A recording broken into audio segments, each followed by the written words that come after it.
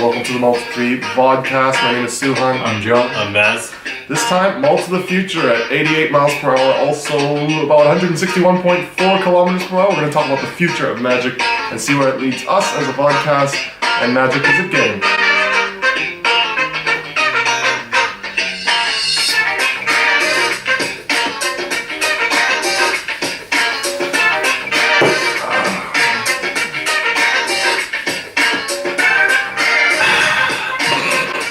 Mull to 3 is Australia's third best Magic the Gathering podcast, where 3 truly is the magic number. We're going to start, as we always do, with our segment, Whispers of the News. So last Thursday we had our 2-year anniversary of the Melbourne Legacy scene on Thursday nights. How was your night, Maz? I had a great time. I was rocking No Lands Man. You can find the list on Tapped Out.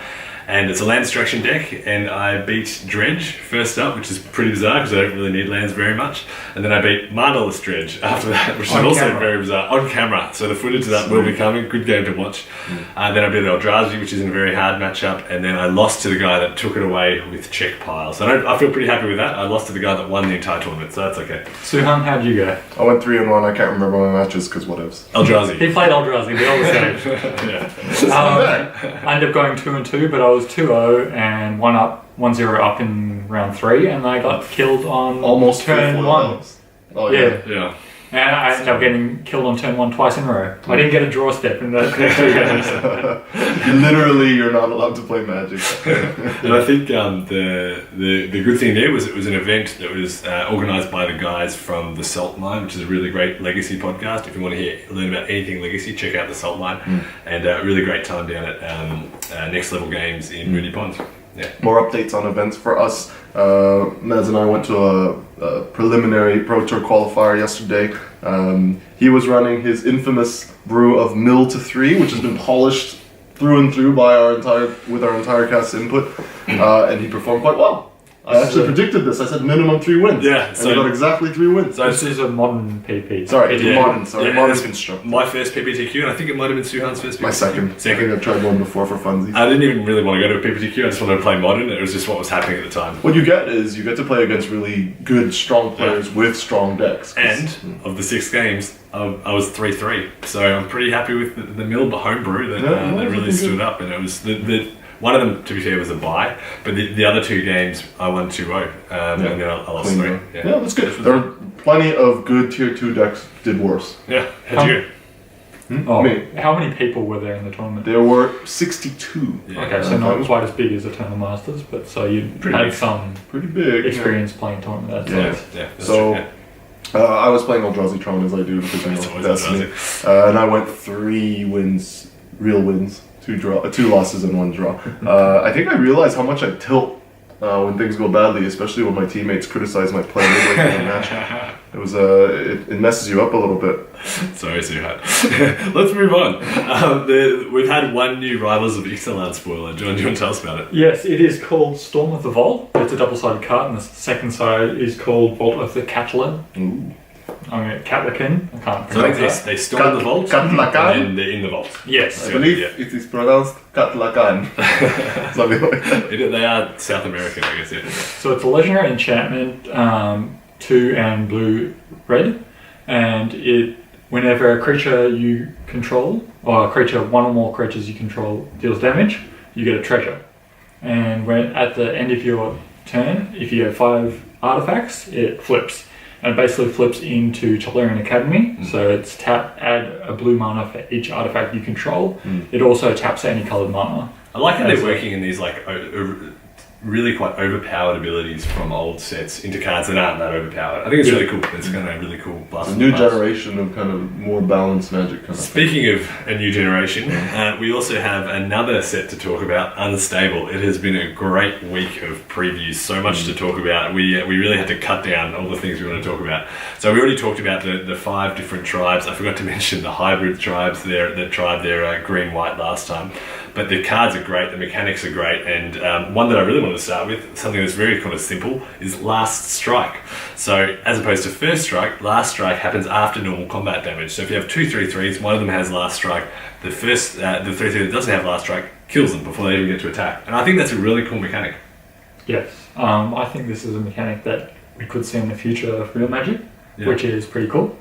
I should mention that unstable or the unsets are often breeding grounds for mechanics that make it into real Magic, which is why a lot of this stuff's very interesting. None of these cards will be legal in Modern or Legacy or Standard, but we might see things that are very similar in the future, which is kind of cool. I think there have been cards that have been reprinted as black bordered cards, the same, which is pretty cool. Cool, I didn't realize that. On the topic of last strike, there's also another mechanic which is really cool called triple strike. We've had double strike, which is first strike and normal damage. Triple strike is first, normal, and last strike damage, which creates some interesting interactions. So it's a really cool one too. Yeah.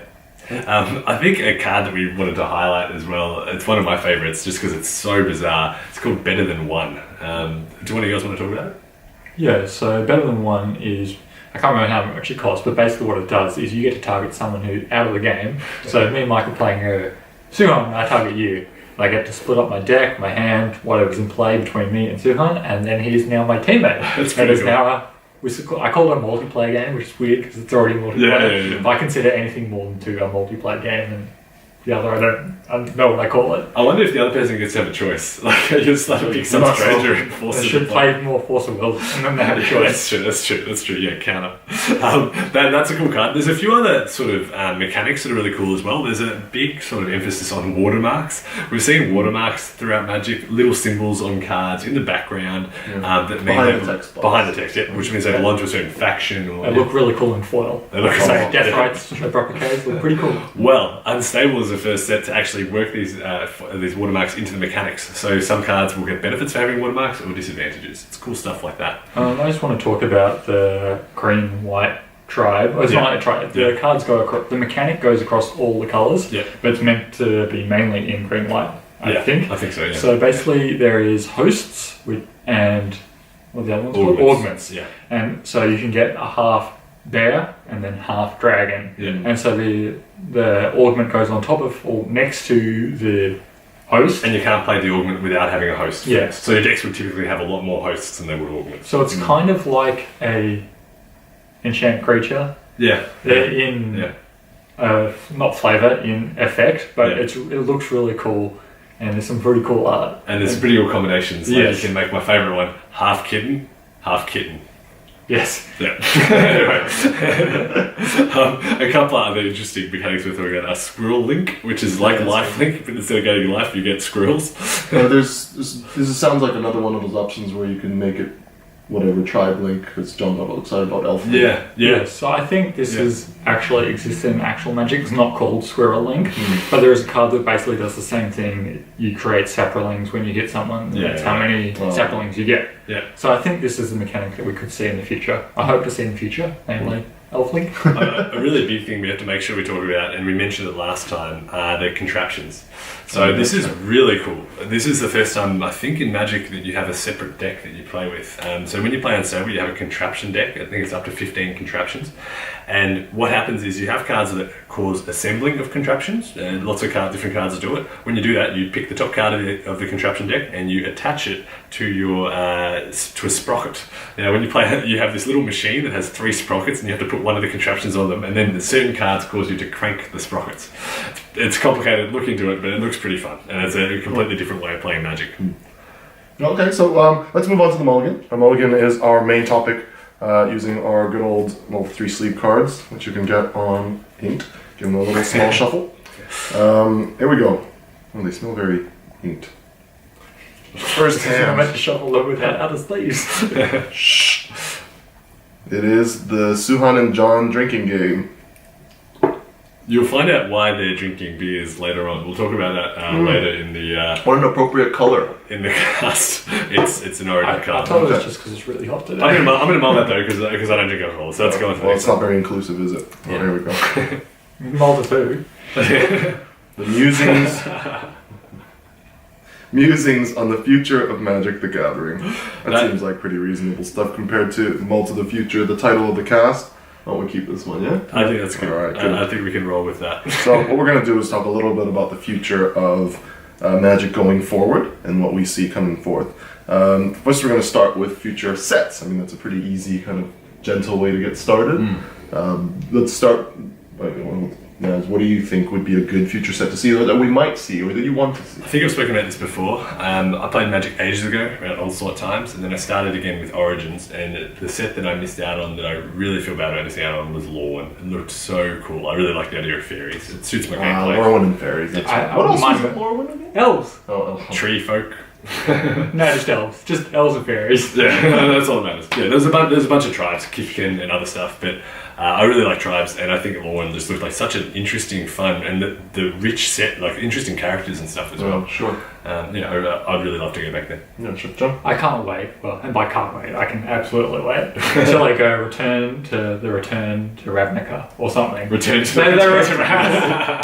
where they return to a plane for the third time. Surely, I think if they do, they'll have something along the lines of it being in ruins, like something busted. I'm just interested to see what they name it. Yeah, return to. There was something else you were excited about as well. You wanted to talk a bit about Dominaria. Well, we are returning their next set, right? Yeah, so that's happening. Is it definitely right after Rebels of Ixalan? Is that? I don't know the time frame. I know it's in the future. Yes, I think the next set after Ixalan is Dominaria. We don't know what it's called, or if we do, I don't know what it's called. But so this is more story-wise. Sure. And the reason is, like, most of the Magic story until, like, Onslaught? Oh no, Mirrodin was based off of Dominaria, and a lot of stuff happened. So kind of want to go back there and see how it's going, because we haven't been there in a while. Oh, that's cool. Did you want to go anywhere in particular, Sarah? I want to go anywhere where fetch lands will return, because they're too expensive for me, and I can't be. Well, they're not actually that expensive, but I just don't want to dump my money into something where I don't have a deck. So you want to go to Modern Masters? Oh yeah, 2018. Yeah, we could do that. The plane. That's because I started at Origins right after Cons and Dragons got released, and never got to draft and pick stuff out of it when it was somewhat available. Speaking of stories, John mentioned a bit about the Dominaria story. There's a few other sort of interesting areas that I'd really like them to go back to. John, Phyrexia? What's going on there? So Phyrexia are one of the biggest factions in Magic history. And at the end of the Scars of Mirrodin block was Phyrexia came back, so they'd been buried for a couple of sets. And we haven't heard from them since, but there's been like hints in what's been happening in the recent stories that like maybe there's ways of them getting off new Phyrexia. Cool. And I'd like to see what happens with them. Phyrexia mana cards are cool. And not with Phyrexia mana though. I'd really like to go back to Innistrad again. I know it's just been recent, but the reason for that is there's all these loose ends. Emrakul is in a moon. That's not going to stay for very long. I've got a feeling that they might not go back there for a while. I'm sure they won't. Just because of how poorly that blocking time went over. And fair. I think you could actually just let it go for a while, like they have with other things. Yeah, people forget it. And I could see that could happen. Yeah. Not going back. I do also want to find out in Innistrad about the Black Angel. We've heard about all the other angels, but there's one missing angel that has been rumoured but never actually a card or never spoken about. That said, just as an addendum on the storyline, we still haven't found out all the details about Bolus's involvement. Yeah, definitely. And where Tezzeret went and all that stuff. So Emma gets in a lot of pain right now. I would actually like to see the story going in a different direction, where it's not Bolus focused, not Jace focused, and just go. I'd actually like to see Urza come back, even though he's a bit of an asshole. Cool. Just to be interesting, I think I'm a bit sick of Bolus did this. Yeah, fair enough. Jace was trying to stop him doing this. Just go different direction. Let's move on to talk about some card types. Okay, that sounds fair enough. So we sort of were brainstorming about this before, and I often think about this. Different ways that we can make cards that could be made in Magic that would be a completely new thing. So I guess the most recent version of that, and it doesn't happen very often, was a Planeswalker. That's the only new card type we've had in quite a while. There's been lots of card subtypes, vehicles, equipment, aura, curse, but an actual brand new card type isn't something that happens very often. And I started thinking about this when I listened to Mark Rosewater talking a few months ago, and he talked about how in the future of Magic they wanted to make much more of a focus on planes and planes walking. Not planes walkers as much, but planes walking, which is something that we're all meant to be planeswalkers when we play the game, but we never actually move between planes. We have all these different characters from different planes on the battlefield and different spells, but we never actually shift. So a new card type that I think very well could be a new card type would be a plane. We were talking about this a little bit before. John, how do you reckon it might work? So planes pseudo exist in that planes chase Yep. set. Yeah. So I think that could be a thing that comes into real normal Magic, where planes are kind of like world enchantments. You can only have one.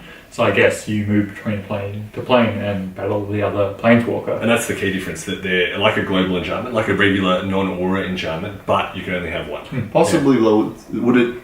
So unless you can continue to alternate the planes, maybe it's one of those things where you could only have a play set of the plane card of your choice, and then that's your enchantment that affects you as like a buff to you as a planeswalker. Maybe that could be a little bit boring though, because then each deck would have their own one, and you just alternate between the two. It's possible. So they can't really jump. That's fine. I like the idea for the planes in Magic without having to think about the mechanics or something. Whereas, like a game Magic should be like this epic battle between two planeswalkers, and if you're like planeswalking between plane to plane to try and get advantages, that's cool. It's like a anime. Not that I watch anime of sorts, but like you can just imagine that. Pay attention, wizards. We also have another one. This is a new. It's a take on a previous card. So we're on planeswalkers again. Up until this point, all planeswalkers have been mythic rares. We were talking about or rares before mythic. Yeah, we were talking about. Wouldn't it be cool if planeswalkers could be commons or uncommons? They'd have to be a lot weaker, but cards that you could have a bunch of in your deck. You could maybe have an entire planeswalker deck and just chuck out things for 1 mana, 2 mana. And then the hint you guys took out of the queue was that they're legendary now. Yeah. And so what if you went non-legendary? Yeah, of course. Multiple planeswalkers, really weak. And maybe it's a whole race of things, creatures that can walk between planes. Yeah, so we go to a plane, or maybe not. Maybe the story goes to not a specific plane, but like it centers on a couple of characters that are from, well, not even characters, just like they're from this race that planes walk naturally. And mechanically, though, it might be a little bit awkward. There's a lot of room for error there. Like you could just imagine, like there's going to be broken cards if they do that. Like the cards are either going to be really bad or really, really good. Yeah, have to be careful. Very swingy. Yeah. Okay, fair enough. And from there, we're going to move on to a little bit of a small subsection about the future colors of Magic. I know that I always throw back to the professor on Tolarian, but I think there was this old Magic magazine that with this major article saying that there was going to be a purple color in Magic, and they were so certain that purple was going to come in. I would prefer orange. What do you guys think? I mean, we had colorless as a new thing with the diamond colored mana. That sort of is color. The 6th color at the moment, and it works really well because it's in multiple sets. I think it would be really cool for maybe one set if they created a new color with its own sort of identity, its own sort of types of abilities and stuff. But it's very difficult. It's probably not something that could last into the future. I think if they did that, it would have to be in a set such as the Unhinged sets or the Planes Chase sets. I can't see a new color existing in Magic. It would be the problem with energy, energy in Standard now. They talked about how it doesn't, things from not that set can't interact with it. Yeah. It would be like that, but on a whole different level, in my opinion. So I guess something else that'd have to change if they had another colour would be the card backs, because the card backs have been around for so long and they have the 5 colours of Magic on them. But let's look at that individually. Do you guys think we could ever change the card backs of Magic cards? Well, before you do that, do you like the card back? yes. Did you like the card back? I'm okay with it. I have, Like the brown and the circle. to be fair, I never see it because I wear sleeves, but I like it. It gives me nice nostalgia and Sure. Yeah, I don't mind it either because I used to see Magic cards as like a distant, inaccessible thing when I was a kid, so I don't mind. Man, I was poor, man. I'm gonna be like that. All that. Sorry. I think they definitely could change it if they wanted to, and I know a lot of people would be really angry about that, but I think if they changed it, Limited would be fine, because Limited you just use the cards from that set, and future Standard would probably be fine from that point on. It'd be a bit of a clunk, but really Modern and Legacy, who's playing without card sleeves anyway, so it really wouldn't make a difference. You could just use them as long as you had to have sleeves. It would change things a little bit, but if they wanted to, I think they could. That sounds like a judge's nightmare. Yeah, maybe, yeah. Yeah. I'm just talking about colours still. Yeah. What do you think about mechanics in colours, changing between the colours? So what do you think about like card draw just being across all 5 colours? Well, actually, it's funny you mentioned that. There was an article I think I read recently, just like a cursory glance over, saying that the color pie is a bit stale now, and about how these mechanics don't really like locking them in is a little bit bland. That's an idea for a set. They could have a set where they shift all the mechanics slightly, so blue loses card draw but gains something else, black, and so they're all like completely unusual in that one set. Wasn't done that that like before? one of the time Yeah, card isn't that sets? like yeah. With like harmonized, Yeah. draw 3 cards in green. That's a great idea. But then, That is a good idea. I think what they're doing is maybe doing it as an evolutionary way of going about it rather than a revolutionary way where you see kind of like the Nissa going into Yeah. blue, Yeah, like yeah, that yeah, kind yeah. of thing, and they're trying to creep rather than suddenly swap it They're trying to around. refine. Yeah, and you know, Yeah. they're making new ways for red to do card draw with the exile and then cast. Because I think one of the cards is now Sunbird's or something invocation thing where until the next turn you can cast it. I don't know. yeah. Yeah, so you can, You've seen that on red cards for quite. yeah, few so you don't times. have to cast it that turn because there's going to be a card and you might be out of mana, but you can cast it till the next turn. That's cool. Which is fair. Talking about stealing from other colours, Yeah. mechanics, what about stealing ideas from other TCGs? So the contraption deck is sort of probably stolen from Yu-Gi-Oh, which is a card game that has multiple libraries. And John, we talked about one a few episodes ago. Yeah, so I think I was talking about Magic Arena and how in Pokemon, the card game, as far as I know, when you buy a booster pack, you also get an online code to get a booster pack online. So I think with Magic Arena coming out, maybe they could do something similar with the new standard if they can line it up. I love that. Because I know Magic Arena only had Ixalan at the time of its alpha showing on the video. Suhan, do you have any other ideas? No, I'd like to talk briefly about what we're going to do. We're individually as a feature we're going to do to just kind of wrap up the mulligan. John? So I'm going to continue playing Legacy mainly. I really enjoy it, so I don't see myself moving out anytime soon. That doesn't surprise me at all. I'm going to be playing Modern and Legacy, hopefully. Probably not as much as I have been recently, but I'll try to keep going with both and go on pre-releases. And I'll just play everything because, you know, I can't decide. That's what you do. Oh! Something's coming. What is the deal with the future of Multi 3? Great question. Great question. So, unfortunately, this is going to be our last episode for a very long time. Our beloved Suhan, I'm not saying that sarcastically, it might have sounded sarcastically. Our beloved Suhan is moving into state. So, we're going to have to disband the team for a while. And he might be coming back in the future, a few years down the track. We don't know. Yeah, so Malta 3 in this current form is going to end for a while. We did have some ideas of other things we could do though. Well, you aptly named it Mull to me, because John, I think, mentioned that he wanted to try streaming on MTGO a little bit. I was considering doing that, but then I realized I play MTGO to yell and scream at things, which might be entertaining. But also to actually publicly present this guy's brews in a way that he doesn't have the time to bother with. And, you know, interesting ideas like that we can stay integrated with the content creation community. So that's still a possibility, but for now we'll be on hiatus for some time. Yeah. We hope you guys have enjoyed the 15 episodes that we've had. We've had a lot of fun making it. It's been a really we've good had a lot of experience. positive relationship building and things, and that's been a huge thing. some So we'd like to thank all of our loyal viewers for watching so far. Look forward to potential future content. We'll keep that in the loop in our Facebook groups, in our Twitter feed, and also potentially in the cast and in our Twitch channel perhaps as well. But thank you very much for watching and listening, and we'll see you guys again, maybe in the Malta future. Signing off.